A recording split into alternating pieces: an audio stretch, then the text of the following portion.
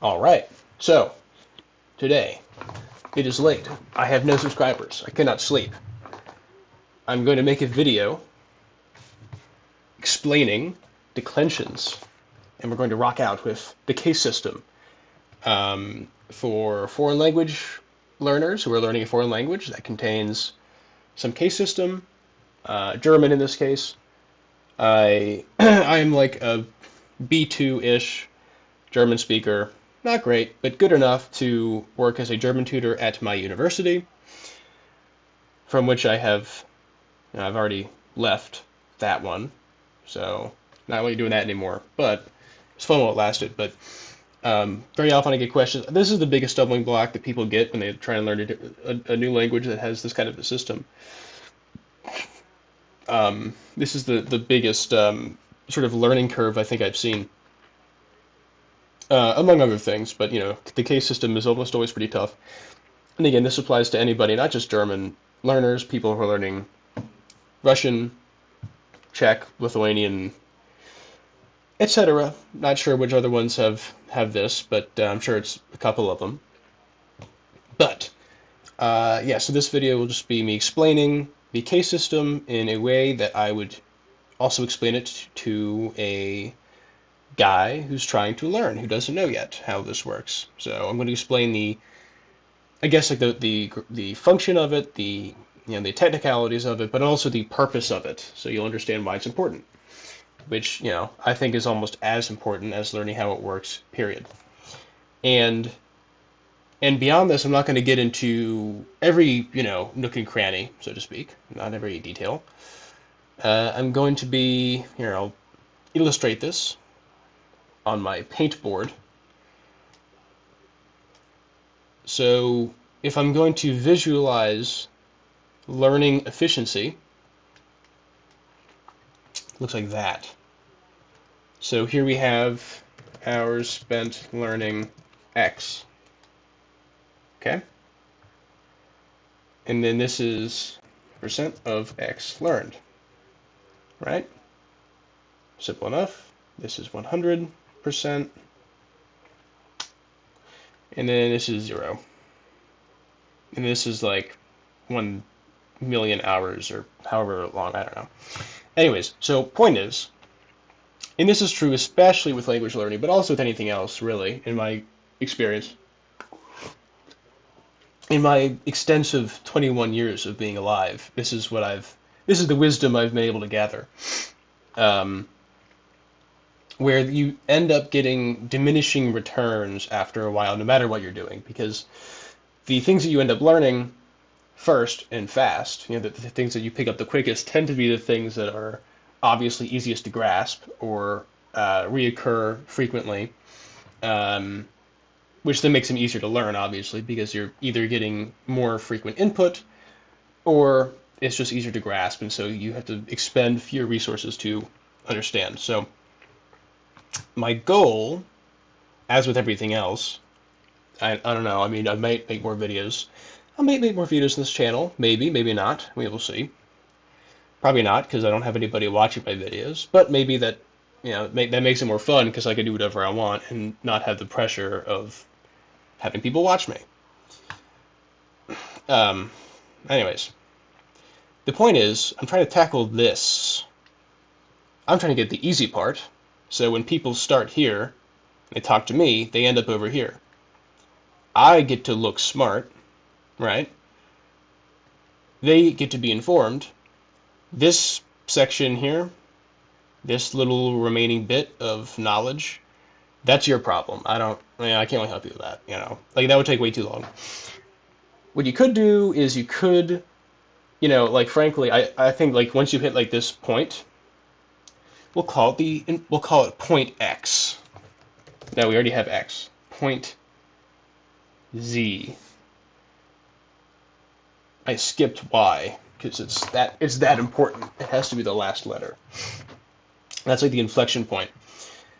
And this is the point where textbook instruction and trying to understand it logically with your brain actually becomes less helpful, and it's better just to kind of get like a feel for it, where especially with the language in this case, once you hit this point, spending, I don't know, 2 months doing like the boring stuff on Duolingo or your local university, etc. Frankly, I don't think that's ever helpful. Not to throw shade at my professors who are awesome, but in most cases, university won't help you. School kind of, I don't know, kind of a cliche take, but school kind of blows. Doesn't really do anything. Because like in my personal experience, not to get I'm 5 minutes in, haven't really started the instruction. 5 minutes in, but bear with me here. In my school, in my high school, I did Spanish for 5 years, didn't get any of that. I got A's. I cheated like a little bit, but not enough really to have it move the needle. And I got A's, whatever. Then in college, I decided to take German courses. I did. I had to supplement that with a lot of free time spent with the language. And I posted a Minecraft video like a month ago or 2 months ago or whatever it was. And you can hear very clearly that I'm like B2. It's like, all right. It's like, it's not bad for an American, but it's also very obvious that I'm a foreigner, so I'm not really, I wouldn't say I'm fluent yet. I'm like conversational or whatever, but I'm good enough to the point where I was able to work as a German tutor for my university for a semester, and I was able to help a lot of people out with this question. But getting back to what I was saying before, it gets to a point where, you really, this last section of progress here, this bit here, this can only be achieved through very long periods of time spent just present with the language you're trying to learn. And also, again, that's kind of true here. Here, to get from here to here, it's good to have understand what a verb is. You have to know what a conjugation is, right? Hey, this word that indicates an action. Why does the end of it change? Oh, that's like a conjugation. Okay, now I'm able to get from here to here. That's what that is, basically. And then from here, it's like, okay, well, how does this super rare niche thing work? I don't know. Hold on. I got dinged on Discord. Oh man, that's really embarrassing. I can't show that. Anyways, I'm back. Hold on, I'm gonna pull it up again.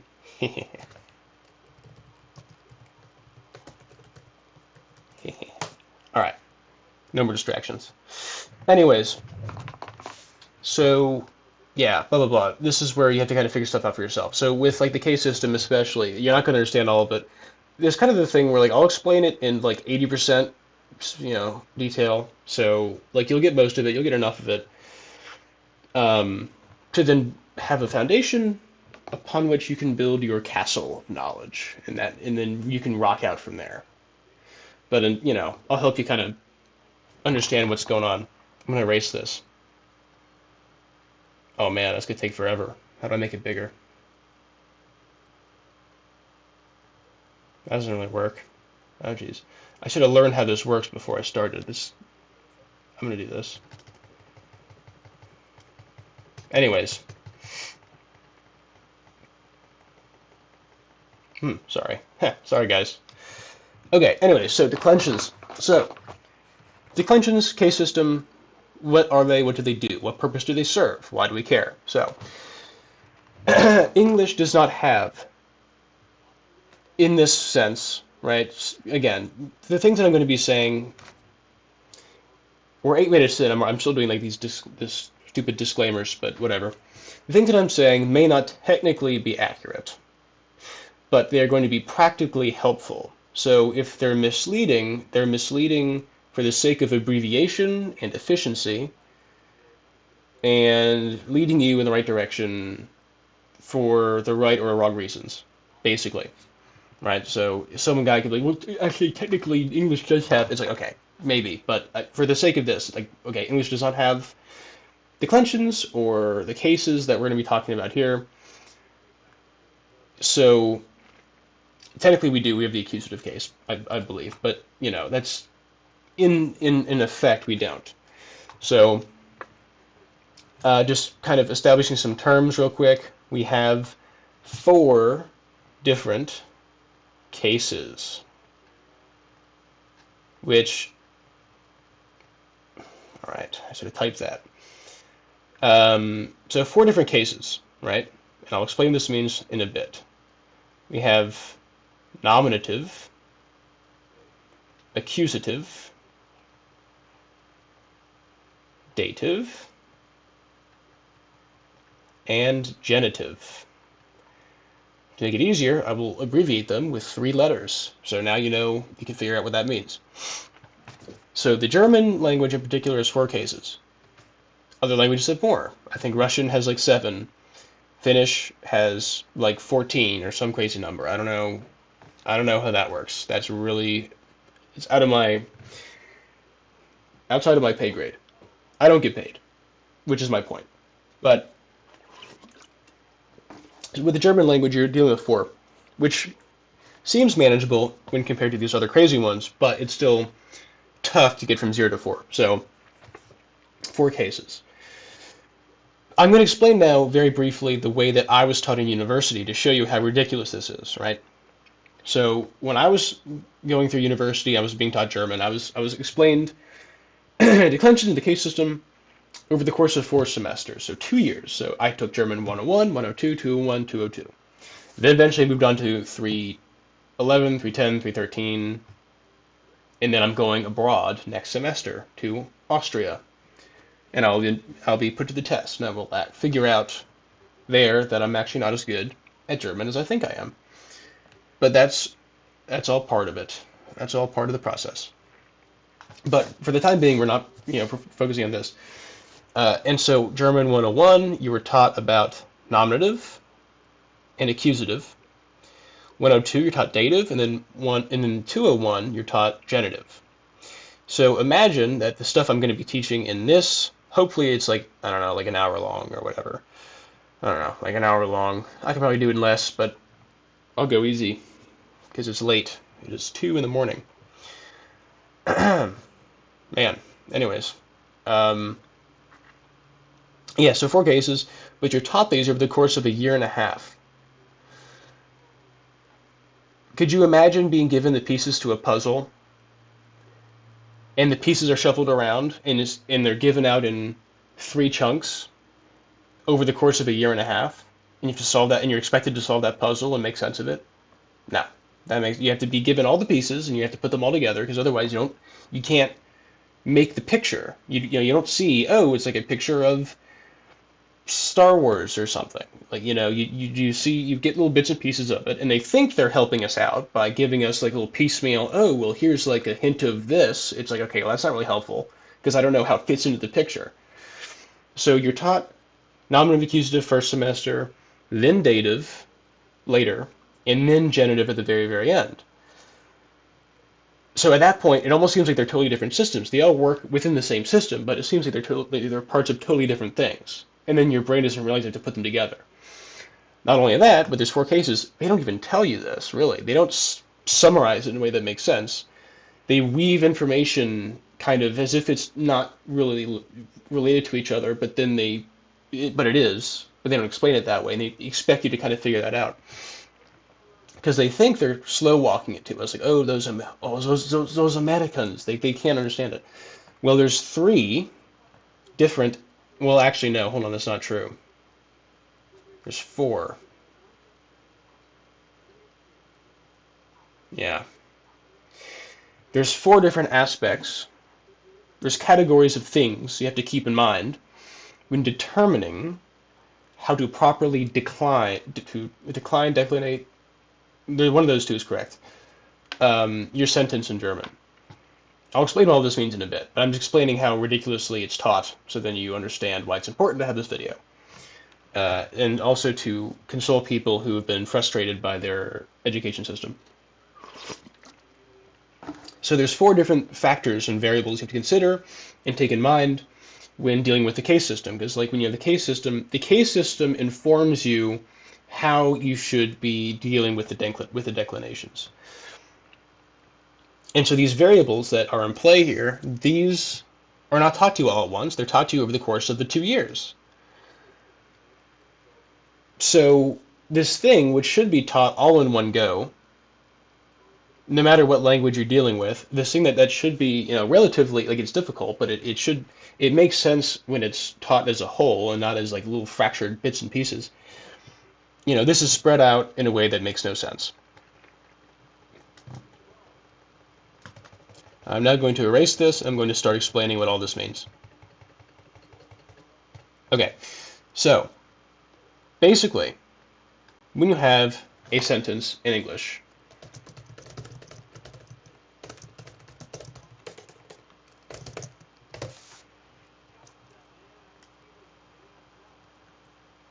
and you have a sentence in German,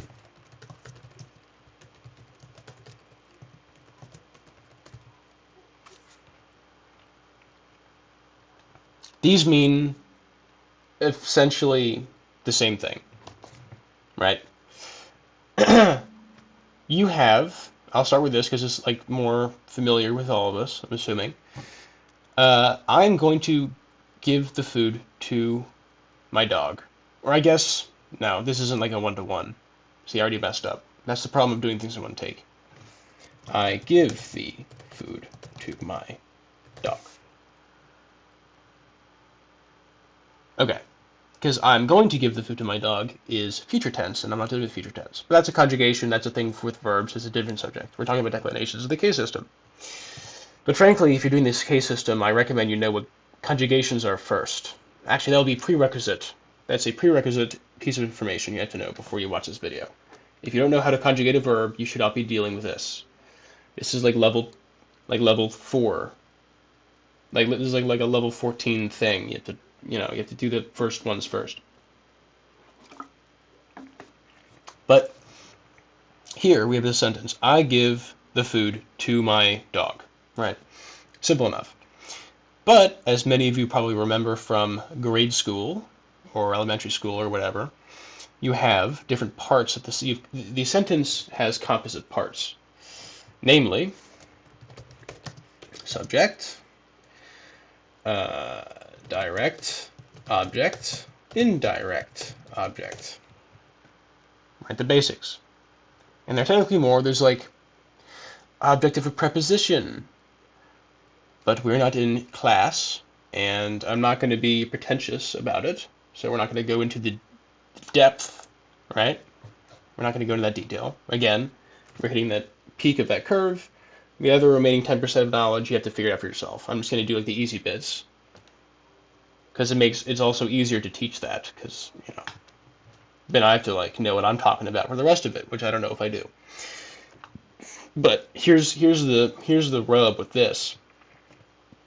So, very simply, in English, it's very, very simple to figure out, okay, the subject of the sentence, I give, this is the verb, the, this is very important, foreshadowing, this is an article, very, very important.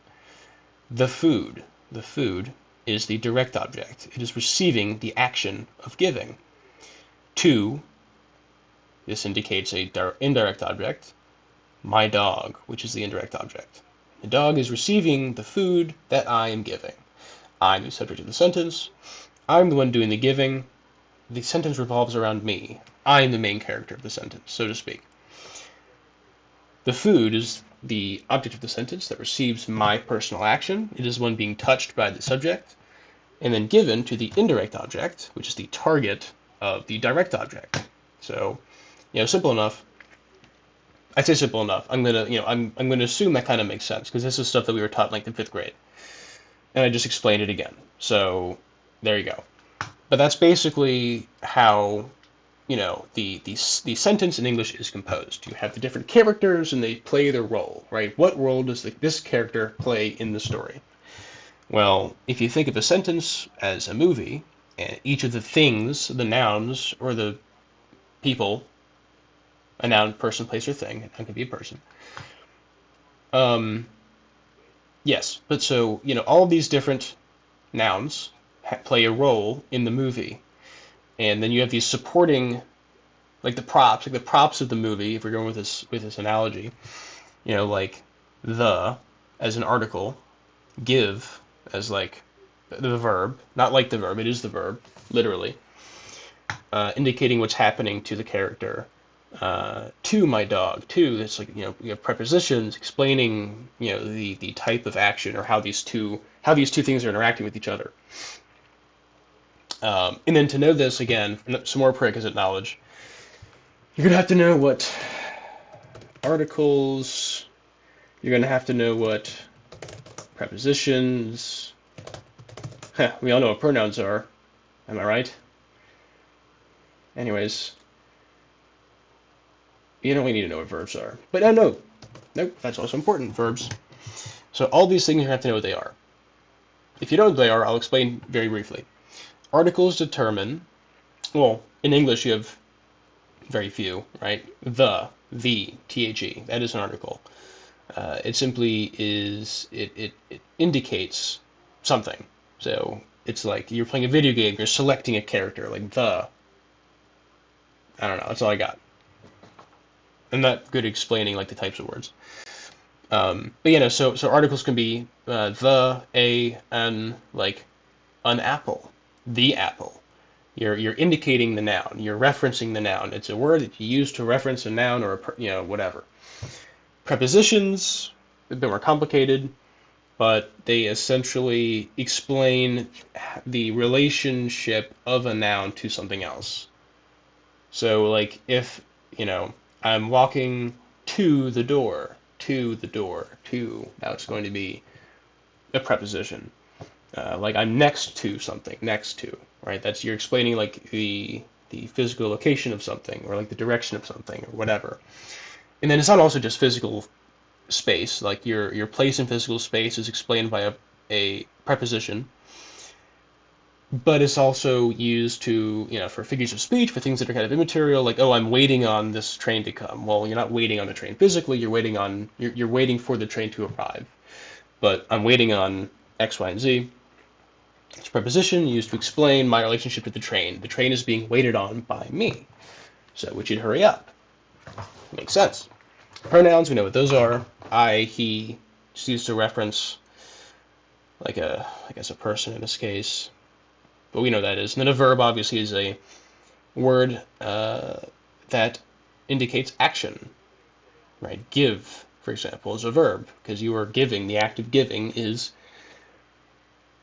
an act. It's a very welcome action, and people should be doing it more. People should be more selfless and altruistic. But anyways, that's prerequisite knowledge. In case you didn't know, there you go. That's what that is. But yes, so within this sentence, you have these different types of words, and these different types of words can be sorted, not exhaustively, but a lot of them can be the important ones, sorted into subject, direct object, indirect object. And that's really all you need to know for that. Then beyond that, we have this different sentence here. It's not really different, it's the same, but just translated. So the purpose of this is to, hold on, I'm going to go pause real quick. Okay, I'm back. So I just watched through the last part of that video, and now I realize I'm going too slow, so I'm going to have to speed it up. So anyways, the point of this, the point of what I'm trying to do here, what I'm trying to accomplish, is to show that in German and in any other language, just the same with English, you have to have these different parts of the sentence. You cannot avoid this, right? I actually really enjoyed the on-the-spot creativity I had of explaining it like a movie, because you have these different characters, you have the props that kind of support them, right? So here, I'm just going to translate this as I go. I give my dog the food, right? Or this, I guess, could be like to my dog, because, we'll get to this soon. This is dative. Dative. So here, same thing. Ich, this is subject. And if my pronunciation's off, my retainer is in right now. So that's my excuse. My excuse for not practicing pronunciation is that. Ich gebe meinem Hund das Essen, right? Give, this is conjugated. We're not talking about conjugations right now. Keep your head in the game, guys. We're doing declensions. Meinem Hund. So, this is very important.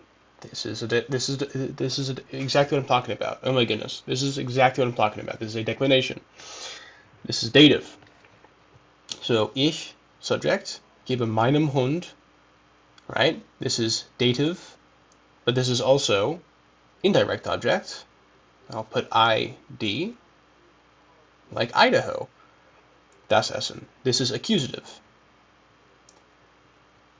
also known as, or not synonymous with, but closely related to, the direct object. So in short, this sentence, although the words are different and the grammar is slightly different, is essentially using the same building blocks as the English sentence. This is German. In any other language that uses this, I am willing to assume, I'm willing to bet a very small amount of money that I'm able to lose. That is the same. That didn't make a lot of sense, but I'm going to keep it in. So, anyways, what's the point? So this is the same, but here we have to do deal with cases, and we have to do declinations and stuff. What's the point? I don't get it. This is the point. How do we identify as English speakers what parts of this sentence are the subject, the direct object, or the indirect object? Right? In English, how do we know that that this is the subject of the sentence? Give the food to my dog. That I am going to be giving the food to my dog. Kind of a stupid sentence, stupid example, doesn't matter. This is all for the sake of demonstration. We use word order. We use a very, very rigid word order, which allows us to be super simple with our articles. We only have the. This is super easy. The. And I'm sure you've already seen all of the, memes or whatever, where in English we only have the, and they have der, die, das, den, dem, des, etc. I will end the quotation marks as well for you guys. So these all mean effectively kind of the same thing. They're all articles. Articles, prereq knowledge, talked about this already. These are all articles, but they're different. This is much more complicated than this, but they serve the same purpose. Essentially, if I had to sum it up into a tiny capsule, into a tiny soundbite, declination in the German language and in any other language, declination is essentially conjugating, right? Conjugating the words surrounding the noun to help indicate the role the noun plays in the sentence. That is as brief as I can compress it. And I don't expect that to make a lot of sense. But you have a noun in a sentence. So let's say dog. Actually, no. Why would I do that? I'm going to do this.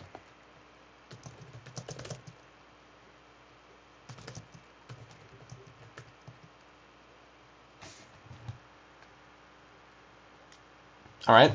I like the big happy dog. That's all I could come up with as far as examples go. But that's okay. We're going to roll with it. We're going to rock out with it because it's all we need. So, I like, this is a verb. The act of liking is a verb. This is an action. It's conjugated, whatever. This is the subject. I is a subject. And then here we have, I like the big happy dog, right? And I guess in this case this would be accusative because you only have an indirect object because this is receiving the action of being liked. But here we have these. We have these words. We have an article. We have two adjectives. Oh my goodness. That was embarrassing. That's even worse. What's going on? So, and more prerequisite knowledge. Adjectives, it's just a word that explains, that describes a noun. That's all it is. Happy, big, red, blue, light, whatever. Simple enough. So you have the word dog in this sentence, right? But it's being referred to, it's being referenced by the, right? And it's being referenced by big, and it's being referenced by the word happy. So if you look back in the sentence and you view the sentence in that way, if you think in this specific way, this noun here is being directly connected to these three words. The article, indicates the thing that you are liking. Right, this now indicates to the reader or the listener of the sentence that the attention is now being shifted to the dog. So anything that comes after the is now in reference to the dog, right? So big happy cannot be relating to me, I, because the article in the sentence has indicated that we are now referencing a different noun. Big and happy, right? Adjectives. We know we're not talking about ourselves, we're talking about the dog. So there you go. So you have these three words that are now specifically in the sentence for the sake of supporting this actor in the movie of our sentence. And so the big question is, okay, well, how do we know that these three words are relating to this one? Well, we say, oh, well, duh, they come in this part of the sentence, and it just comes kind of naturally to us that, okay, well, I like the blank. And then we would draw sort of the line here, and then this is all, anything after this comes to the dog, right? And that's word order, right? That's why word order is so great. Word order is awesome. Make things easy for people who are already used to it, right? We are used to this system, which means that we don't really struggle when it comes to figuring out what words are referencing what. In German, however, it's totally different, where instead of having a very strict word order, right, which we have, I'm going to just get rid of all this, they use declensions. So that's as far as I can erase. Oh, wait. Oh, I can make it bigger. Wow. All right. Great. So we've now described what like a declension is, right? It is simply, as we've shown, there are words in a sentence that you can have that specifically reference a noun. Not talking about verbs. Verbs are excluded because you do not declinate verbs, or decline or declinate, whatever. I'll just say declinate because it sounds better. Verbs themselves are conjugated, not declinated. So verbs, push that out of your mind that we have to deal with those. But pronouns, articles, adjectives, these things that tie themselves to a noun, these things need to be modified. They need to be modified in order to indicate which part of the sentence they are referring to. If they're referring to the subject, the direct object, the indirect object. Right? And then beyond that, that also helps us identify the noun, and we can now tell what role the noun plays in the sentence. Sounds convoluted. Sounds like, oh well, there should be like an easier way of doing that. Doesn't matter. That's how it works. If you ever want to, figure out how this language works or any language works, you have to kind of go through the system. I'm gonna turn my fan on. 1 second. I hope you can't hear that. So okay, so we understand in principle that when you're working with the declinations in a sentence, you need to modify. I'm going to write this down.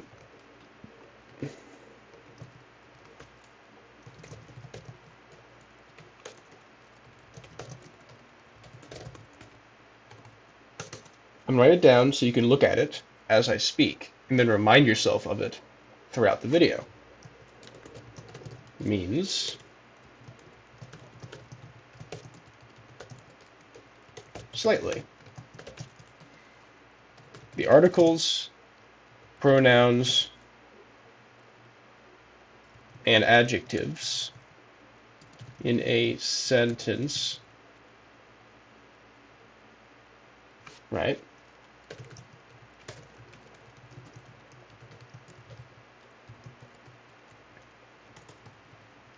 And this is super important.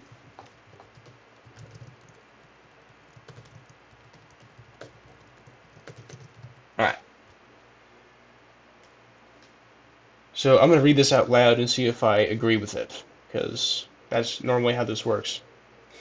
So what does it mean to deal with declensions? All it means is that you need to modify slightly the articles, pronouns, and adjectives in a sentence that reference a specific noun, depending on the circumstances of that noun. Yes, that is all it is. And that's where we got this. Der, die, das, den, dem, des. These are all just the. However, they are modified. I will say this is a pretty extreme modification. It's a three-letter word, and only like the first letter is the same. So 2/3 of it changes. So that's kind of like a pretty large change. So you're modifying it more than slightly, but bear with me here. You will change the article that you use depending on the specific circumstances of the noun you're referencing. And what this accomplishes is it gives your sentence a level of specificity and granularity and context, really. So, zum Beispiel kann ich einfach sagen, also ich liebe meinen großen Hund. Ich liebe meinen großen Hund. Right? I love my big dog. Let's do this.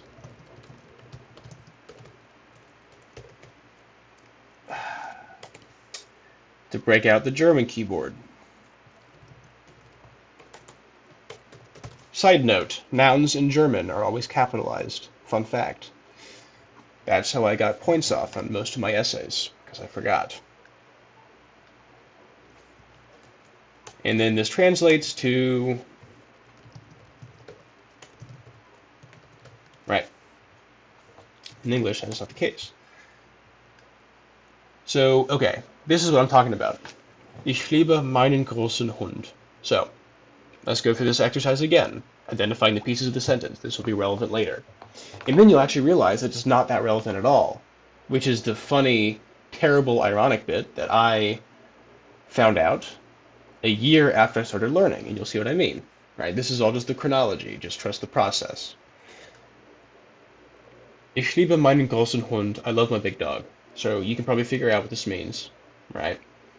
Ich liebe meinen großen Hund. I love my large or big dog.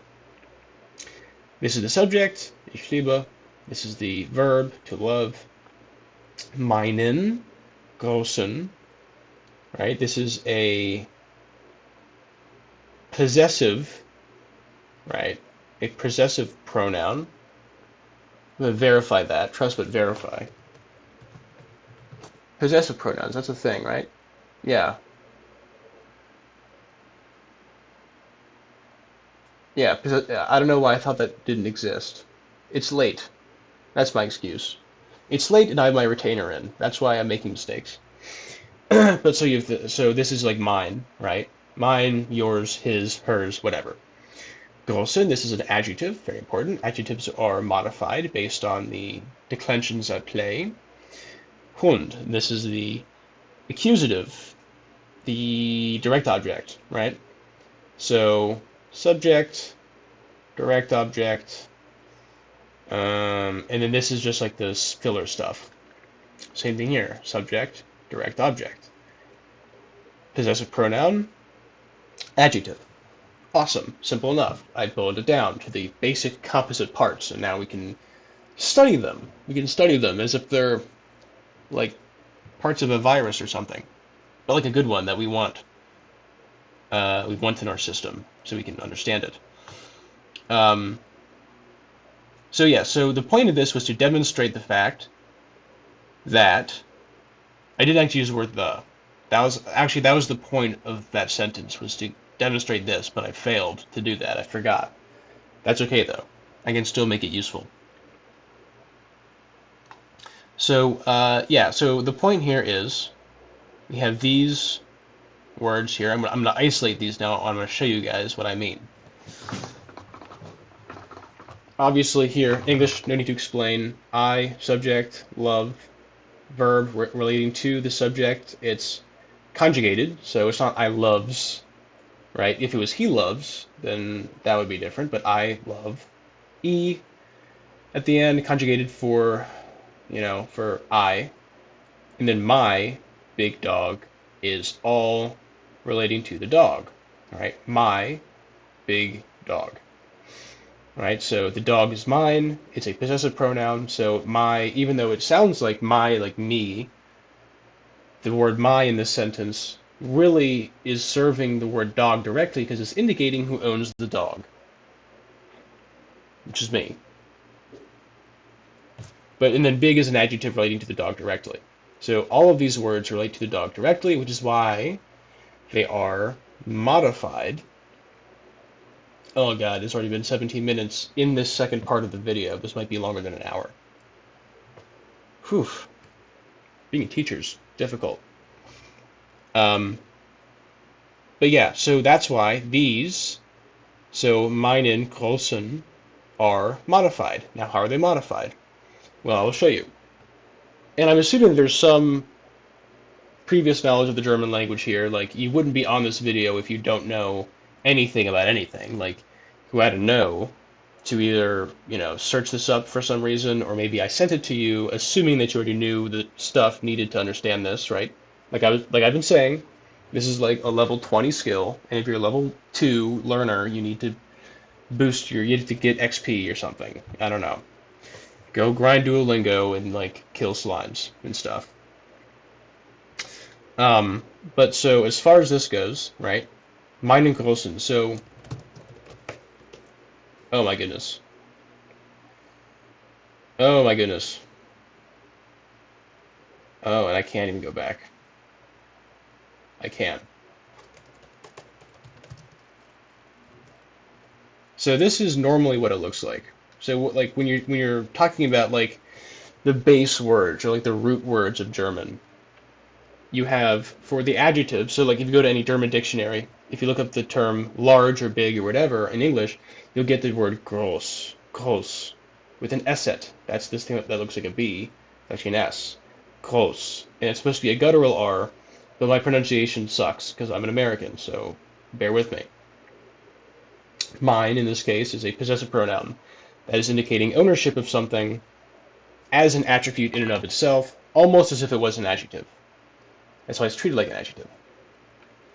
But you'll notice that these base terms that are kind of like the default terms of how they're supposed to look like in a sentence, they're not the same as they appear in that sentence.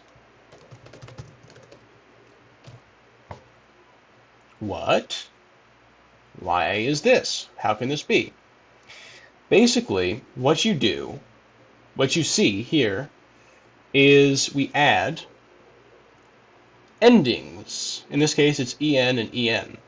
You're adding endings to these base words. Again, this impacts articles, prepositions, pronouns, possessive pronouns, which I guess are the same as pronouns. Articles here, in this case, I couldn't give an example of that because I forgot to because I'm not paying attention right now. But, in this case, it would be ich liebe, so instead of ich liebe meinen großen Hund, it would be ich liebe den Hund. So that is equivalent to I love the dog. Same thing, right? Same basic principle here. I hope at this point you're seeing some patterns, right? Because there are patterns present. Ich liebe den Hund. The. Okay, well, so we have meinen, großen, den, en. Okay. Pretty cool. So, what do we make of all this? Basically, what we have at the end of the day, and this is like this is all like kind of leading up to the big climax, which is approaching very quick. Again, kind of bear with me here. I'm trying to squeeze 2 years of stuff into however long I'm able to stay awake, which it's 3 o'clock now in the AM, so we'll see how long that is. But what I'm doing is I'm trying to show you guys through practices what patterns there exist, and eventually I'll show you guys the chart. And I'm sure you guys have seen it already. There's a large declination chart that'll then show you. It's almost like Battleship or Bingo, where you have like the X and the Y axis, and you have this factor and that factor, and you find where they intersect, and then you know what ending to put at the very end of the thing. But basically, the point of what I'm trying to show you here is you have these base words that come like this, or you have like the articles that come like this, and you have to pick out which one they're supposed to be, and turn them into these. You have to process them. You're given raw material, and you have to process them depending on the circumstances surrounding the noun in the sentence. It's very complicated. It is as complicated as it sounds. But if you are intimidated, you're allowed to be intimidated for 1 week. And then you have no excuse, because at that point you're supposed to kind of know. Because, at the end of the day, you're just memorizing a chart. Like, once you understand, like, the lore, once you have the lore and the canon of, like, the purpose of all of this, then, like, all you have to do is just memorize the chart, and memorize, like, the different variables, which I mentioned. There are 4 of them, the 4 big ones, and then you're good. And frankly, there's a lot of shortcuts there that I will show you, because, there's always efficiencies, and there's ways of cutting corners, and, it comes at the expense of, your ability to be like a PhD candidate in Germany. Like, you can't speak like a PhD candidate if you take shortcuts. But you can talk in a way that's conversationally fluent in a much shorter period of time than otherwise. But yeah, so I'm now going to show you how to go from this, right? I'm pointing at the screen.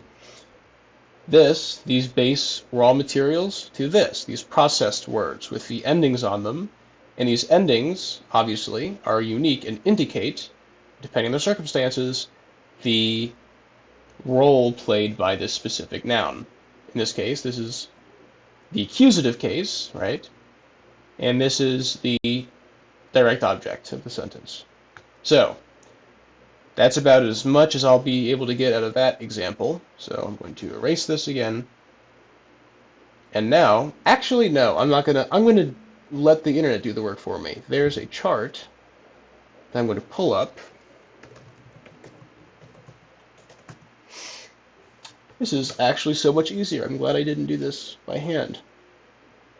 All right, check this out. All right. Sweet. So, this is a chart that I really enjoy using. It's very, very thorough, super simple. And I will link into the description. I don't know how it works, like plagiarism and stuff, but just for the sake of being respectful, I guess I'll put the link of the website. But this is the chart. This is like the whole thing. This is like all you have to know, right?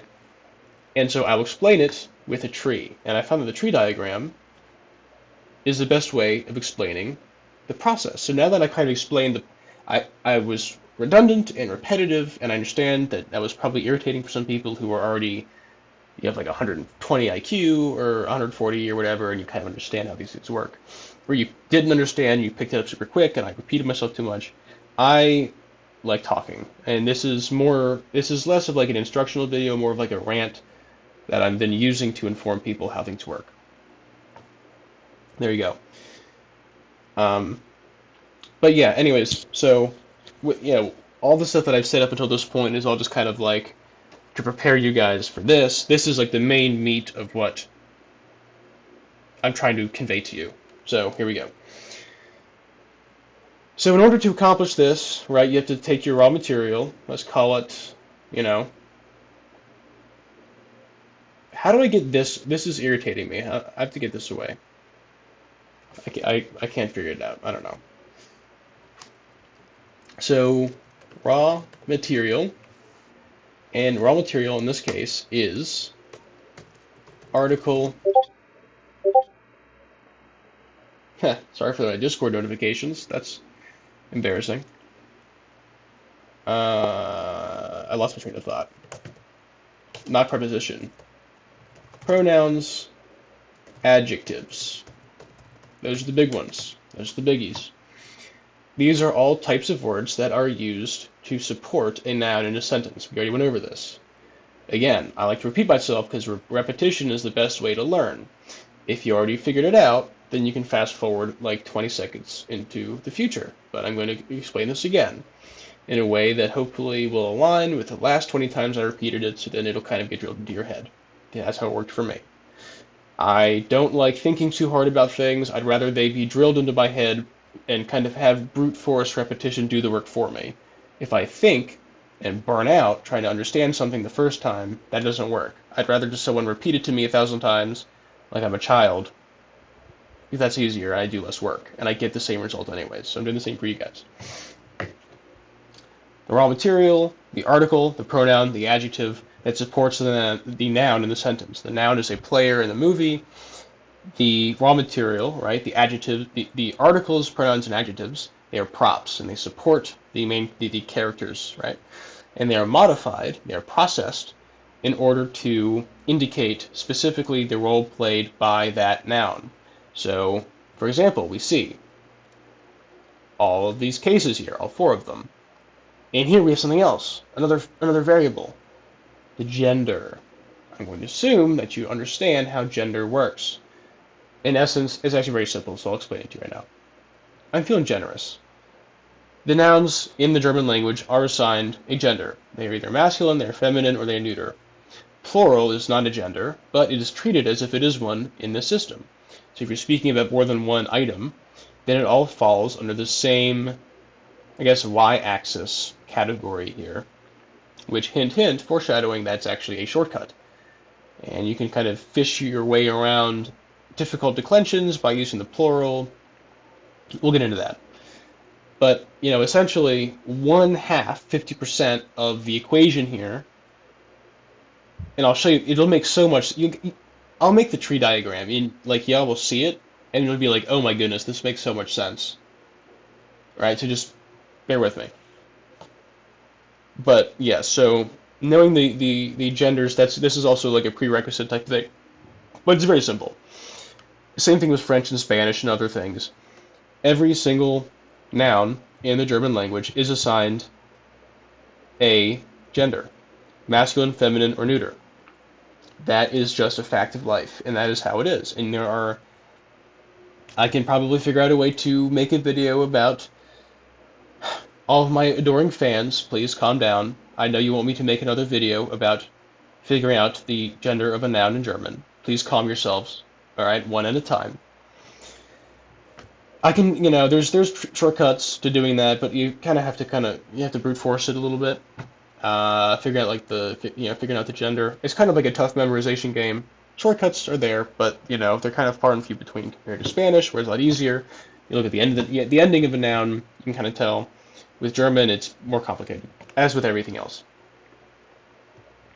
But yeah, so the point here is that you have this raw material, and then you look. Okay, is it nominative, accusative, dative, or genitive? Right? Remember, these are the four cases, as I mentioned earlier, and these four cases, in theory, not in practice, in theory, indicate the role played by the noun in a sentence. Nominative, this is important, nominative indicates that the noun is the subject, right? So the subject tends to be nominative. Accusative will determine that the noun in question is the direct object. Dative indicates that the noun is an indirect object. Genitive, a little different, which is why it's taught at the very end, indicates possession of something. So like his tools, that is technically, I guess, genitive if it were the same thing in English, right? Or, they are mine. And that might not be the same thing. But like the tools of his toolbox, for example, you would use genitive to create that. I don't know how to say toolbox in German, so I'm not going to translate that and make a mistake and look stupid. But and yeah, so that's what we're doing. So all we're doing is we're taking this raw material, right, this noun, and so let's say that we have. Let's do an example sentence. Well, what is a good example sentence?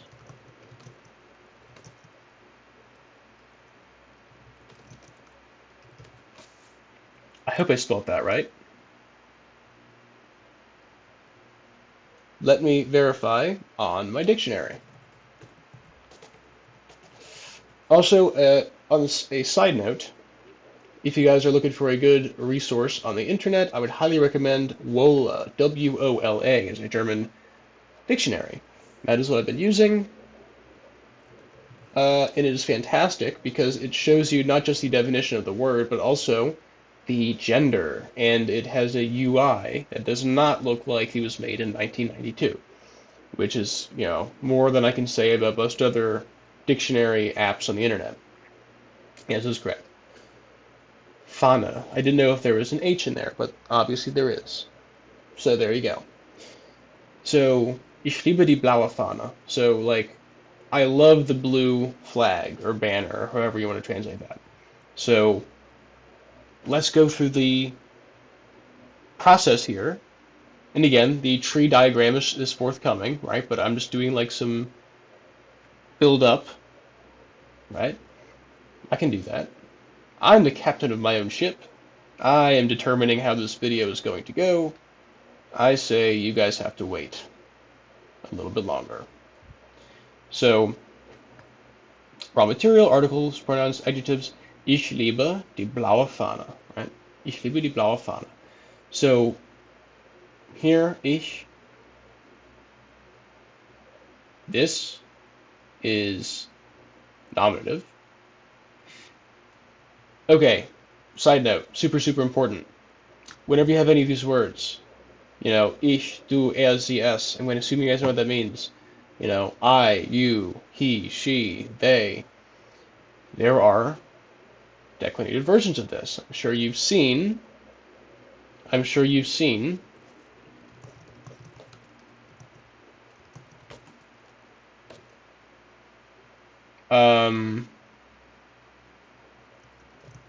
Ooh, I almost forgot that one.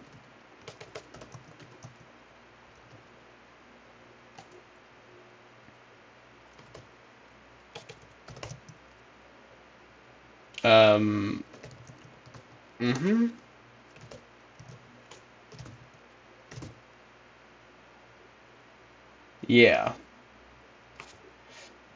Hold on, give me 1 second. I'm gonna see if I can find like an actual like resource for this. Okay, so I couldn't find like an actual resource for this. I was gonna try and find like another one of these charts over here, but I couldn't find one and I gave up looking. So we'll have to make do with this sort of like little strange thing in the corner. So you look at these are the pronouns. These don't necessarily follow the same exact rules as what we're talking about, but this kind of follows the same general pattern of trying to figure out what role blank plays in a sentence. These pronouns, ich, mich, mir, du, dich, dir, er, ihn, ihm, sie, sie, ihr, euch, wir, uns. This is organized from, and this kind of like an aside. This is a thing you'll just have to memorize, like this sort of chart.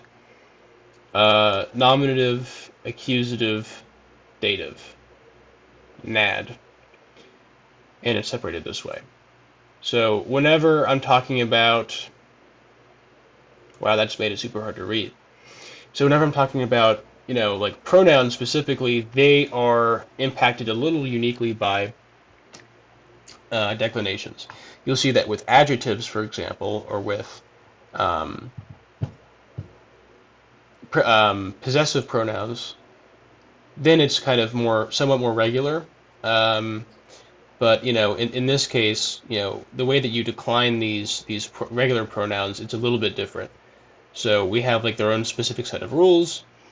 But in this case, we see, so in this example sentence, ich liebe die blaue Fahne. So ich, that's obviously, referring to me, to myself, to the narrator of the sentence, as the subject, because it's nominative, right? So nominative, subject, accusative, direct object, dative, indirect object, genitive, indicating possession. So whenever you see this conjugated this way, not conjugated, that's for verbs, this is declinated this way, then you know that that is the subject of the sentence. So I'm the one doing the action, doing the loving. Ich liebe die blaue Fahne. Okay, now what about this part? Die blaue Fahne, right? Die blaue Fahne. So here, ich liebe, this is just all with regard to me. And then here, die blaue Fahne. So Fahne here, like the term for banner or flag, I guess, this is feminine. Right? So because this is feminine, we're going to be using die, and then blaue. Normally, when you see blau in a German dictionary, it looks like that. We add an E to it. Why do we add an E? Because this is accusative feminine. And as you can see, we pull from the chart, and you'll see there's two E's here. Ignore that for now. I will show you what that means in a bit.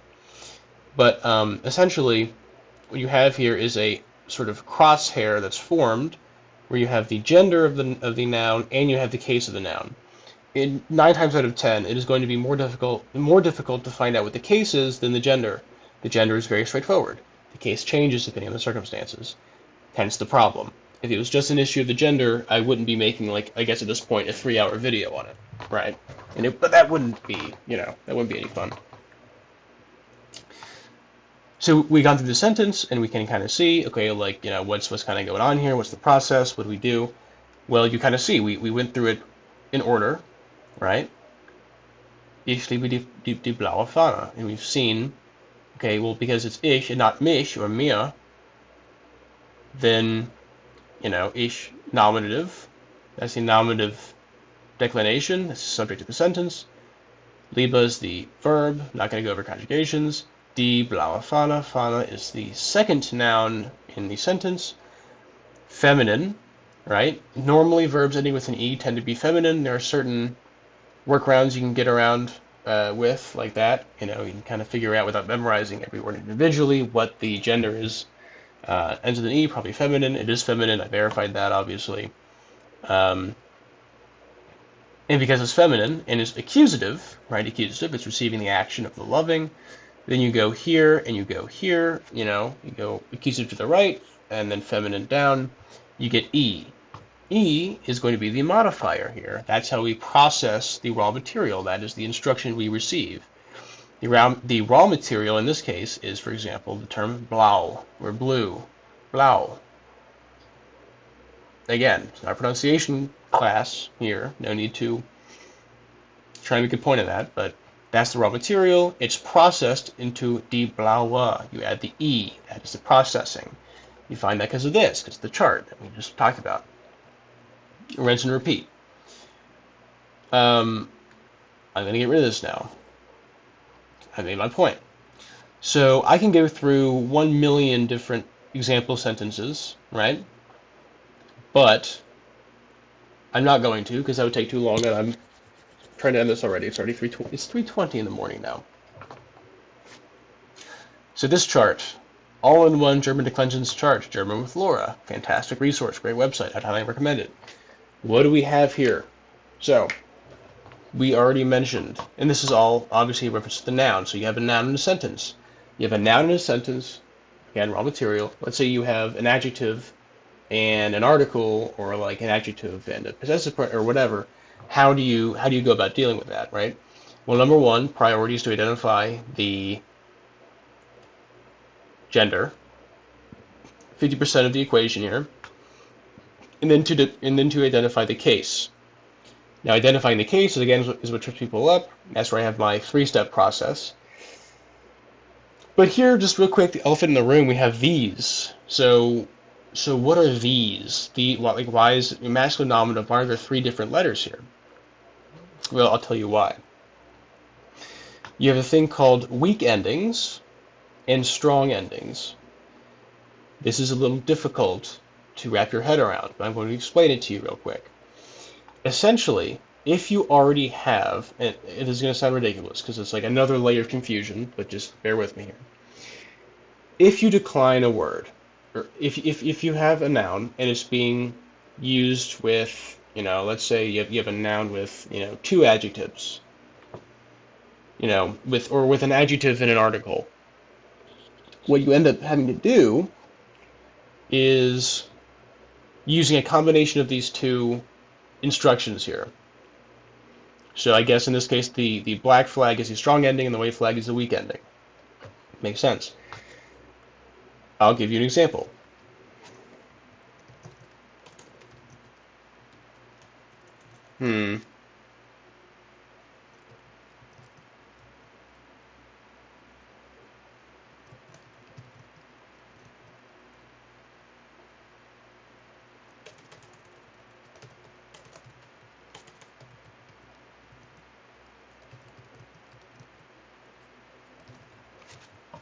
Okay. Super simple example. So I give the large dog the ball, right? Very similar to what we've already done. So again, ich gebe dem großen Hund den Ball. Ich, subject, right? I'm doing the giving. Ich gebe. We already know that already. We know that already. Nominative, right? Nominative here, because it's the subject. Dem großen Hund den Ball. So I'm giving to the large dog the ball. The ball here in this case, as you can see, English sentence structure kind of falls apart here, and that's the point of why I made the sentence. I give to the large dog the ball. In German, this is technically correct. Den Ball. So just for reference, ball is masculine. This is a masculine word. Hund, also a masculine word. Not much variety. That's okay. So what do we have here? This is actually a perfect sentence. Then after this example, we'll go into the tree, because then this should explain everything perfectly. Here we have an article, dame, right? Again, remember, the word the can be expressed as der, die, das, den, dame, des. Those are the possibilities, right? Dame, dame, we have that here. That means the. It looks a little funny because it's dative. The sentence of giving the ball is the accusative, right? That's why it's den. So, ich gebe den ball is masculine. Here, accusative here, n. So in this case, whether it's the weak or the strong ending, it's going to be n regardless. So it's not really that helpful for us in this case. But ich gebe den Ball to the large dog, dem großen Hund, right? So here in this case we have dem großen Hund. That was on a typo. Here we have the indirect object being dative and masculine. So fantastic. Here we have masculine dative. Masculine dative in this case, right? And then here we have two. We've kind of mixed signals. We have an M and an N. All this is very, very simple. All this means is the very first declination, if you're going to be working with more than one declination with reference to a single noun, right? The very first declination will have to take this, and then any other declination afterwards referencing the same noun will just take one of these, repeating into perpetuity. So dame is already a declinated article, right, which we pull from here, which again, the dog, the noun in this case, the raw material, we have to process it, it's receiving the ball. It's receiving the ball that I am giving to it. So it is the indirect object, dative, that's how you can tell that. Masculine, right? So obviously we see, okay, well that's M, right? So why not Dame Grossem with an M? Well, because we see on this chart, and again, this is just the part you have to memorize. On this chart, I'm going to get rid of these things here. This white flag, the weak ending, right? The strong ending is the M. The weak ending is an N. What does that mean? That just means that once you've already done a strong declination, dame, with reference to the specific noun, any following adjectives or whatever, anything that's declinated with reference to this noun has to be taken the weak ending. So you can add as many adjectives as you want into this little thing to describe the dog, and none of them will be able to take M. None of them will be able to take M again, right? Because you've already exhausted that option. And the rest of them have to take EN, because it's determined here on this chart, right here. You should have this tattooed onto your hand, just for convenience purposes. And that's the case with everything else. And that sums up that whole section. Now, again, it doesn't matter if you're doing, feminine, neuter, plural, nominative, accusative, dative, genitive. It's all the same. You have these two, you have this pair. So you have this kind of battleship, B3, oh, hit, you got my battleship, oh, you got me. When I have to determine, okay, well, is it R or is it N? The only thing to take into account is determining if it's E, well, this is just the same. If it's M or N or R and N or whatever, it is determining, okay, well, is it, have I already indicated the declension, with a specific noun? So if it's the first time, if it's a novel case of, like for example, dame, this article, that's the very first reference to the dog in the sentence, which means it has to be M, right? First in line, it's first in line, it's first in the queue, it gets the black flag, it gets this bold M, right? The strong ending. Grossen, the second in line, they get whatever's left, they get this normal N. That's the best I can explain it. Hope it makes sense. Now there's one more little irritating, icky, sticky bit of nonsense we have to get through, which I kind of forgot until like just now, seeing this, is there's a difference between ein and der words, right? And I forgot about this, but it's actually important that you know this because it actually will make your life somewhat easier.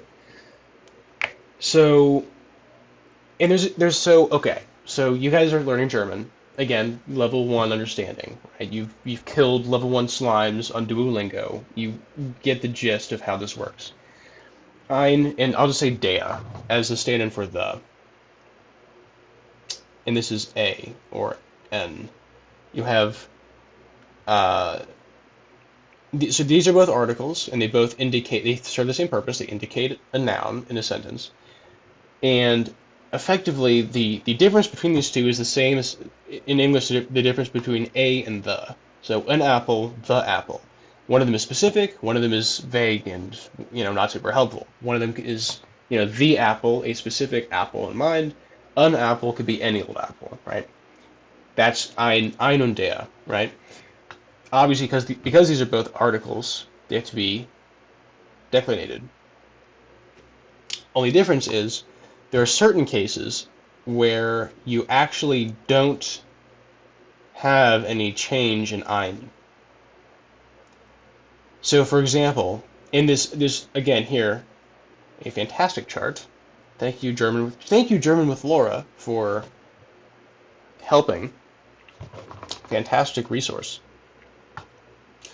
What was I going to say? Right. Yes. So there are cases where you actually don't decline this at all, and it gets no ending, and it remains the raw material, so to speak. And that is going to be masculine nominative and neutrum, neuter, nominative, accusative. Awesome. So you just have less work because you don't have to do anything. People think, oh, but they're der words and then they're ein words, and I don't know what to do. And it's just, okay, well, if it's an ein word and it's these three cases, you don't do anything. Which is like literally the easiest thing to do because you're just doing nothing, right? And then in the other cases, it follows the same rules as der words. And then you'll have to, it's outside of the scope of this video because like there's like a whole term of like ein words and der words, and you have to know specifically like the types of words you have to go through, put their declination, and then by and large, this is really all you need to know to get a decent understanding of what this means in this context. And if I put too much content into this and I go on like a tangent, if I get some tangential subject thrown in here that I'm not prepared to go over, then that's just going to make it more complicated and not helpful. So all you need to know is this chart, super, super helpful. Look at the gender of the noun, the case of the noun, do the battleship, find the crosshair, and then you'll see these three things. Excuse me. Oh man, that was gross. I should have done that. Anyways, these three things. And then this is picking which one of these to do is super simple. It's a matter of, okay, well, is it a der or an ein word? if it's an adjective, you always ignore the fact that like you'll never not declinate an adjective. Adjectives have to be processed. That's raw material that has to be processed on every occasion. Okay, all right. Unless it goes after the noun. That's what I forgot to mention. Another little asterisk here. Asterisk, little detail. Adjectives that come after a noun are not declinated. That is all. So like for example, like if I wanted to say, um, der Hund ist blau. Der Hund ist blau. So like the dog is blue. The dog is blue. You wouldn't say der Hund ist blauer.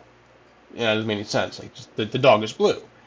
But you want to say der blaue Hund, right? Der blaue Hund, right? The dog in this case is the subject, so nominative. Der, der. You already have the strong ending here because it's a der. It's not ein. You're not going to not declinate it. You could say ein blauer Hund, right? I'll get to that in a second. But yeah. So der blaue Hund. Der, der. The article already declinated because dog is masculine, right? Dog is masculine. It's the subject. Der, and then blaue. That just takes whatever's left, right? Because you already have der. That's already the big guy, and now you have the scraps left over for second place. And that's just how life goes. And sometimes you get dealt second place, and you get what you get, and you don't get upset. You're stuck with an E, and you wanted the R, but you're stuck with the stupid E, and that's your life now, and you have to take that. You have to carry that with you. And it's not really your choice. In some cases you can't really help it if you're dealt with that hand. Like some people are just dealt a hand where they have to, they're dealing with tough circumstances. I'm taking the analogy a little far, but you can't really, you have to be happy and make peace with what you are given, which in many cases is more than you realize if you take the time to appreciate what you do have. So maybe the E isn't so bad, right? Yeah. Anyways, that explains that. Oh, and then one more thing. So in the case that you use an ein word, right? So ein blauer Hund. So okay, wait a minute. Ein. So if you're using a, so like a blue dog. If the dog is the subject of the sentence, and we're using an ein word, right? Ein blauer Hund. Wait a minute. Did you hear that? Shh, listen. Ein blauer Hund. Whoa. Okay. Basically, because we're not giving ein the strong ending, masculine, we're not saying einer blauer Hund or einer blaue Hund, right? In this case, because it's again nominative, masculine, it's an ein word, so because it's not a specific particular reference, it is a general broad reference. Ein, not der. N, not the. A dog, not the dog. Ein Hund, not der Hund. We are not using any declination whatsoever. And because we're not using any declination whatsoever, that means that the strong ending is still open. And you can still do the black flag, capital R. And then you get what you want, right? Because then like the guy didn't even compete for the prize. You're playing chess with no pieces. And that's cool. So that's why you would have ein blauer. And blau, right, the adjective, blue, takes R, the end, nominative masculine. There you go. Awesome. Alright, I can finally do this stupid tree and end the video, because I'm getting tired. Oh man, I'm like getting mad how late it is. I'm mad. I should have done this video earlier, so then I'd be able to go to sleep earlier, but I didn't do that. So I've explained everything else. I've like eaten, like when you get a pizza and you eat the crust and you save like the middle of it for later. Like you eat like the food you don't want to eat first, and then you save like the good stuff for last, because that's like, what you're looking forward to. Now I can finally conclude this video. Again, this video is not exhaustive. It is meant to give you a brief overview of like the parts of this that you need that you cannot get from exposure on its own, right? Things that you need instruction for. And then with this instruction, you can seek more advice, maybe, or you can just go straight into it and then self-study and then get awesome. So get this. Get this. I'm now going to show you shortcuts on how to understand the case system and which case. So we're done talking about this. This is all. We're all done. All right, I'm not going to do that. I'm going to do this.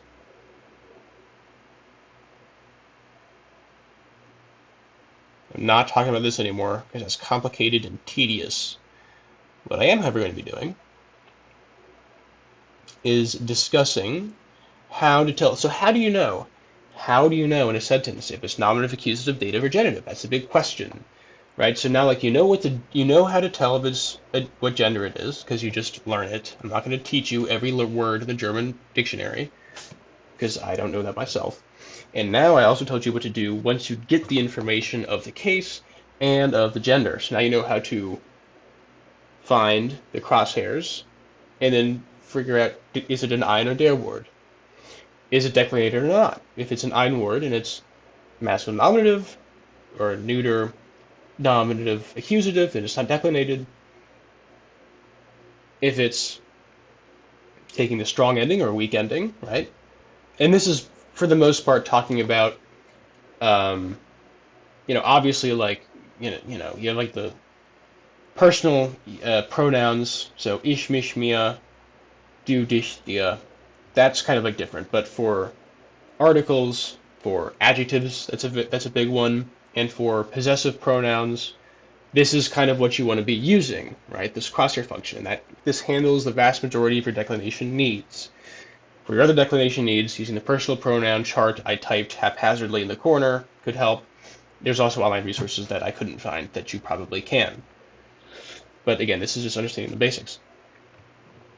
But the big question remains, how do you determine what case it is? Because remember, I was telling you guys that there would be foreshadowing. And there is foreshadowing, and the foreshadowing here is that it was all a ruse. It was a hoax. It was a witch hunt of sorts. I set you guys up, and I played you for a fool. The point of the case system, in theory, is to indicate if the noun in a sentence is a subject, direct object, or indirect object, or in the case of genitive, if it is being possessed by something. However, that is only a small piece of the puzzle, and frankly, it is the smallest piece of the puzzle that actually doesn't really matter at all in practice. And you'll find that throughout your speaking journey, in whatever language you're doing, in this case German, but Lithuanian, Russian, Czech, I'm going to look it up. What other languages use declensions? Because now I'm curious.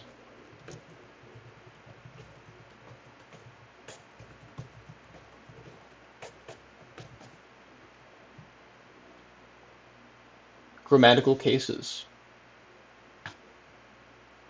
All right. German, Latin, well, not many people using that one. Russian, Finnish, Hungarian, Arabic, Modern Standard Arabic, Turkish, Sanskrit, Ancient Greek, Bantu languages. Well, what do you know? There you go. If you're a Bantu learner, then you're going to need to get your declensions in order. All right, enough stalling. So, how do you figure it out? I'm going to show you with the tree. It turns out that figuring out if a noun is subject, direct object, subject, direct object, indirect object. That's actually not just secondary, but tertiary in the grand scheme of things. So, here's the tree. How to process raw material. Adjective, article, possessive pronoun. Alright, well, hey, this is like your brain cell whenever you get, like, a sentence in German that you just say. Hey, well, the boss gave me a new sentence, and it has this noun in it, And then I got a bunch of these frickin' adjectives I have to throw in the mix too, and I don't know how to process them. Well, here we go. Test, strap in. This is 50% of the battle, right? Yeah. 50% of this whole process is just figuring out what the gender is, right? As you've seen from here. I'm repeating myself. This is a redundancy. I know. Bear with me here. I'm making a tree. This section, however, has three... Actually, no. I was overzealous with that a little bit. This one is simply case.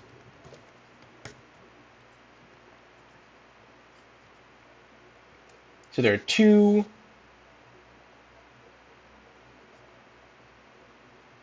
sections of the tree here. This is your thought. This is the tree of your thought process. I'm visualizing, at least my thought process when I go through this. Is it the most efficient way? I don't know. Who knows? Um, but so this is a hard stop. This is done now. On this side of the tree, you're done, right? This side of the tree, you have some more work because, surprise, surprise. And this caught me by surprise. And I thought this was actually terrible, but it's actually awesome. And I'm going to show you why.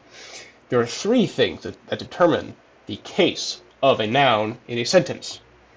Number one, the least important, is subject, direct object, indirect object. In theory, this should be all that's important, but in practice, this is the least important. It disappeared. Right? Because this is a very unnatural way of thinking for us. We don't ever think in a sentence, well, it's like the subject, the direct object, and indirect, because like none of us paid attention in 7th grade English. I didn't. I did enough to know what this means, but you know what I mean. This is the least important. Next, get this. This is novel information. This is new information, guys. Get ready.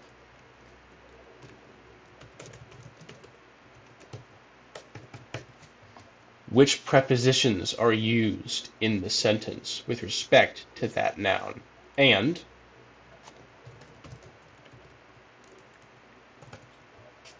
which verbs are used? So watch this. I'm essentially going to cross this out. Oh, I'm not going to cross it out, but it has a set face. There are very, very, very few instances. For example, the very elaborate example sentences I made for you guys. There are very, very few instances where you're going to need to figure out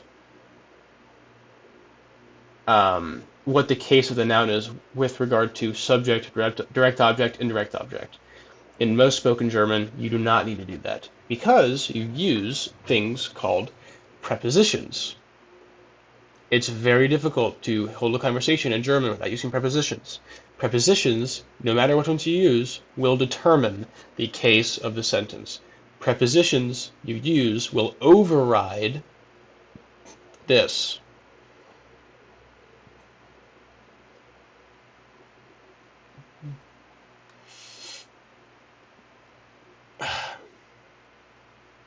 Look at that.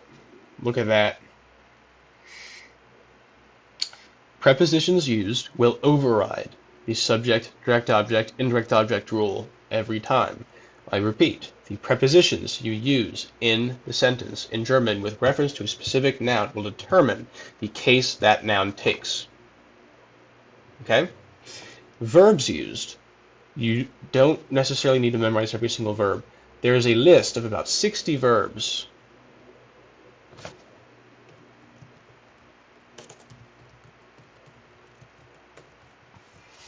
And these six, oh my goodness, you can't even see anything.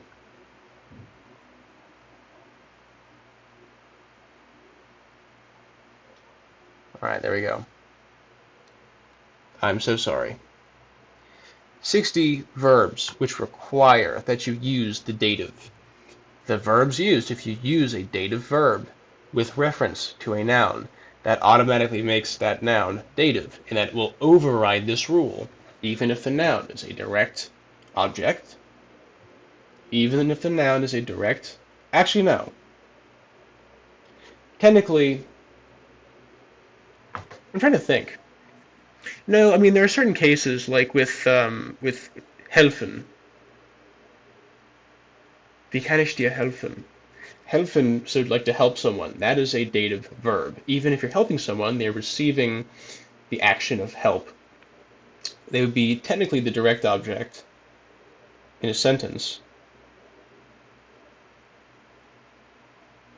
But I guess if they're receiving your help, the help itself is that a doesn't become an I don't know. There's like some technicality. Point is, if you see two nouns in a sentence, not three, you would assume that it would have to be subject and direct object. And there would be no indirect object, like with helping. Ich helfe dir.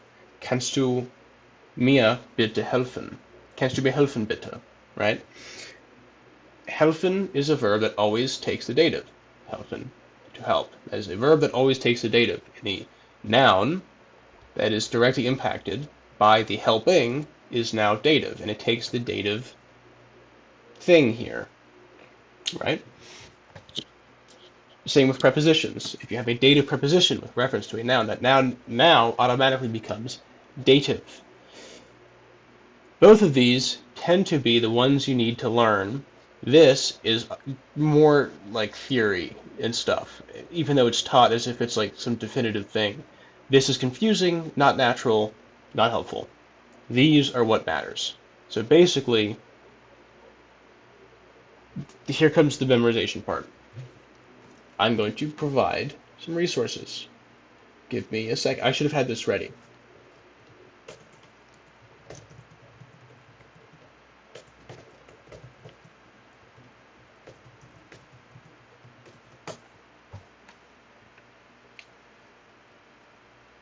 Oh, man, I'm on Brave Browser, and Brave Browser never has what I want. Because I have to type google.com, like I'm old.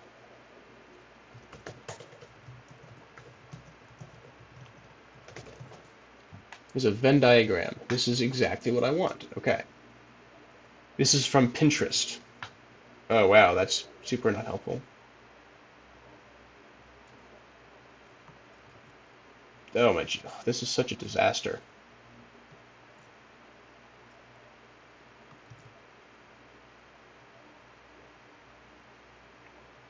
Okay, okay. Now we're getting somewhere. So check this out. This, I'm going to have the screen like this for a little bit, right? Take note, pay attention. This is a Venn diagram of every single German preposition that you'll need to know, and it is organized in accusative, dative, genitive, and two-way prepositions. Almost every sentence you produce in German will contain one of these prepositions. Okay? And whichever preposition you choose, right, you'll see you'll pick one from dative, from accusative, from genitive, or from somewhere in the middle. I'll explain this in a bit. That will determine the case. That will determine the case probably 70 to 80% of the time when you use a sentence. When you make a sentence in German, 90% of the time is you'll be thinking about this. You'll be thinking about what's the subject or direct object or indirect object. You're thinking about where. So that preposition I used, where was that in the Venn diagram? It's going to be here. Now, this is pretty self-explanatory. Bis, durch, für, gegen, ohne, aus, außer, bei, gegenüber, mit, nach, seit, von, zu, accusative, dative, anstatt, aus, so like these like stranger, weirder prepositions that you have to learn at some point, but not immediately. I don't think I've ever used, I guess like, innerhalb, anstatt, trotz. That's pretty useful. I never used like jenseits. I think that just speaks more to my lack of experience than to how useless this word is. But this is like not used as frequently as like für, zum Beispiel, for example. Anyways, point is, memorize this. This is a memorization game. But this is much easier because it streamlines the process of understanding how the declensions work. Once you get declensions down, German becomes super easy and it becomes fun because then like the big question mark is cleared and you got over the worst of it. Anyways, um, so yeah, this is this, and then there's another thing here. I'm going to ask ChatGPT.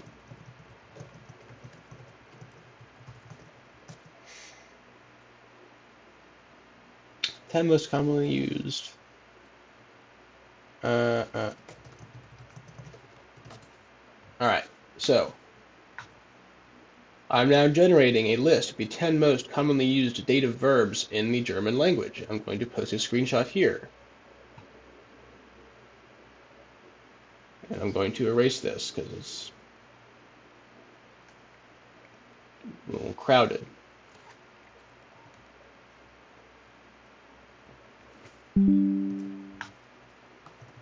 Alright. So, this is courtesy of ChatGPT. I'm going to move myself out of the way a little bit more. I would have memorized these: helfen, danken, gehören, gefallen, passen, schmecken, stehen, vertrauen. Okay, geben. That's also one that they kind of missed. That's a big one.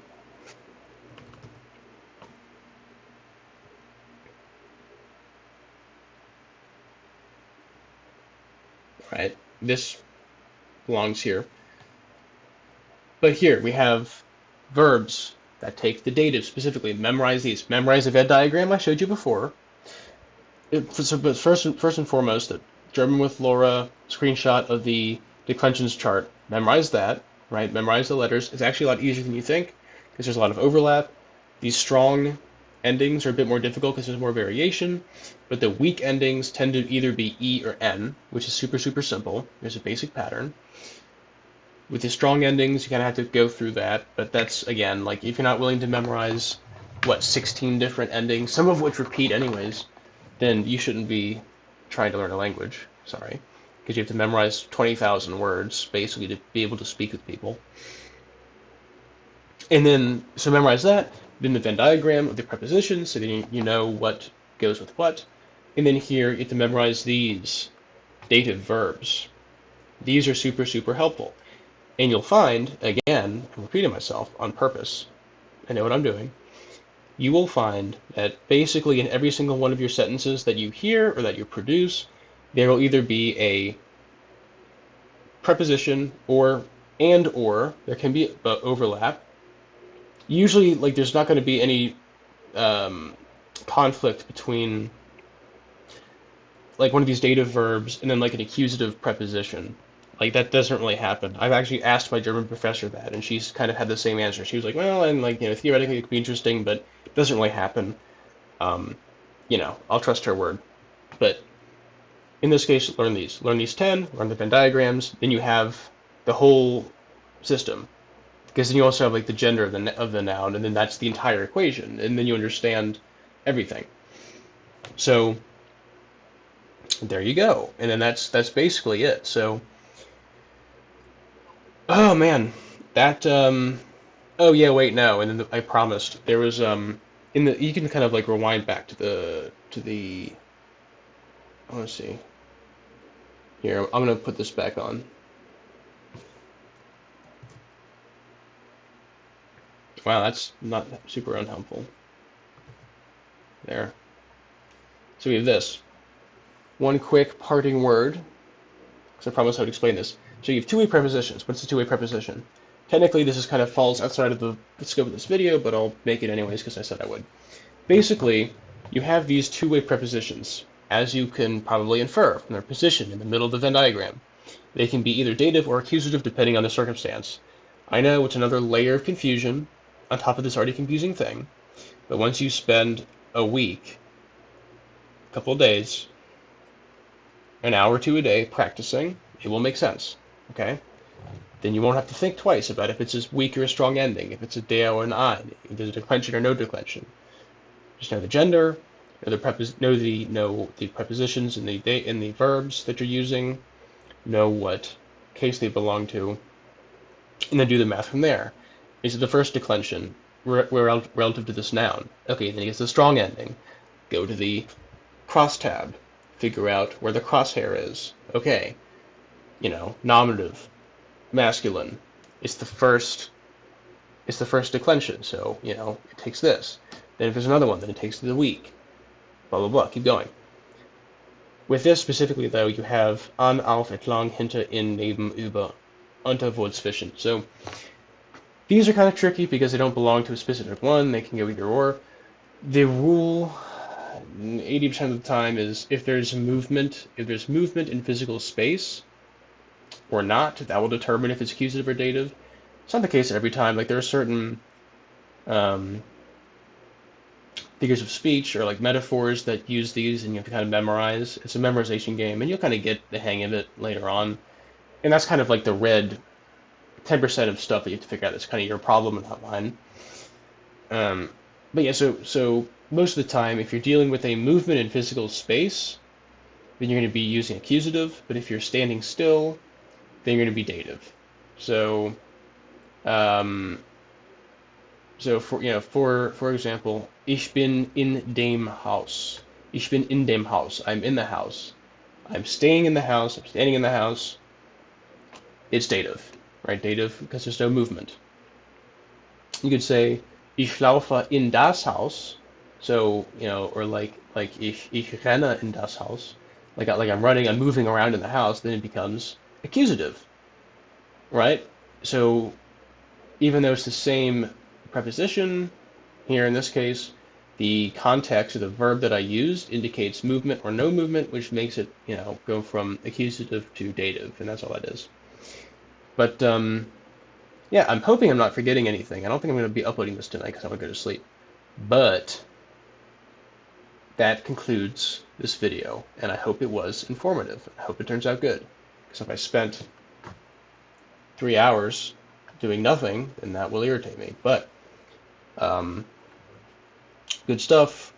I'm hoping that I can, I don't know, I'll probably post more stuff on my channel later on. I need more content. I'm a creative. What can I say? I have to produce things. And I enjoy teaching people stuff. But yeah, so now you understand. So you understand what declensions are, what purpose they serve, how that is kind of counteracted by, not counteracted, but how that's juxtaposed by what we have in English. You understand what they are in principle and also in practice, how to use them. And again, this is not fully exhaustive, but it's going to get you close enough to where you need to be able to get to whatever point, conversational fluency or whatever. But I'm now going to leave, and we'll pick another lesson up sometime in the future.